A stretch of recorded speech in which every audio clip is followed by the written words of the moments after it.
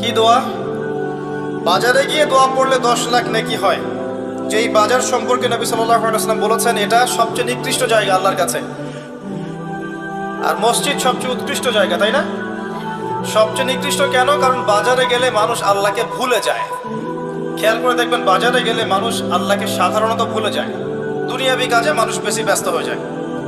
এই যে আমরা আল্লাহওয়ালা মানুষের সোহবতের কথা বলি, এটা এই কারণে যে তারা আপনাকে আল্লাহর কথা স্মরণ করায় দিবে।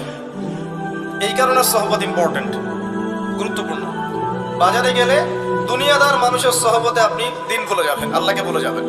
ওই সময় যদি কেউ আল্লাহর কথা স্মরণ করে এই দোয়াটা পড়ে 10 লক্ষ নেকি হবে ইনশাআল্লাহ তাআলা। দোয়াটা কি?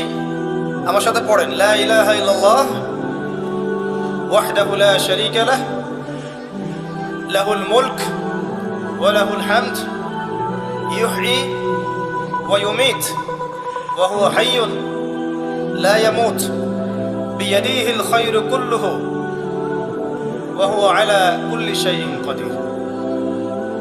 খুব কঠিন। এই ফিজিক্স পড়েছেন না? Physics, chemistry, biology, medical science, বিবি, এমবিএ, ডক্টরেট, বিসিএস কোচিং, কত কি করেছেন। এখানে এর চেয়ে কঠিন পড়া পড়তে হয় নাই? সম্ভব। এগুলো সম্ভব না, এগুলো অবশ্যই করা উচিত। চেষ্টা থাকলে আল্লাহ পাক তৌফিক দেবেন ইনশাআল্লাহ তাআলা। তো রমজানের আগেই বাজার করে ফেলেন, ঈদের বাজার পারলে আগে করে ফেলেন।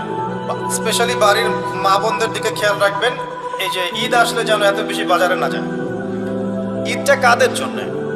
যারা রমাদান মাসে পরিপূর্ণরূপে সওম পালন করবে, আত্মশুদ্ধি অর্জন করবে, তাদের জন্য ঈদের খুশি।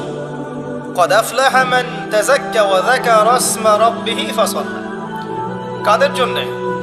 যারা সারা রমজান জুড়ে নামাজ পড়ে নাই, তারাবি আদায় করে নাই, তিলাওয়াত করে নাই, সেহরিতে খেয়েছে 10টা আইটেম, ইফতারে 20টা আইটেম, এদের জন্য রমজান। রমজান মাসেও দুর্নীতি ছাড়তে পারেনি, সুদ ঘুষ ছাড়তে পারেনি, জেনা করেছে, ব্যভিচার করেছে, ঘুষ খেয়েছে, মানুষের সম্পদ আত্মসাৎ করেছে, এদের জন্য রমাদান। রমাদান আসলেই দেখবেন বাজারে পণ্যের দাম বাড়িয়ে দেওয়া হয়। কি জন্য ভাই?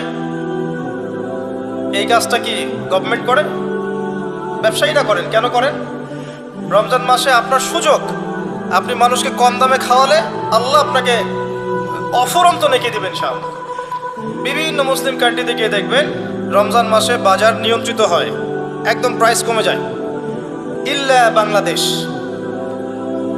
আমাদের এখানে দেখবেন প্রাইস রিচ করছে। এই প্রাইস রিচিংটা কারা করে? গভর্নমেন্ট করে।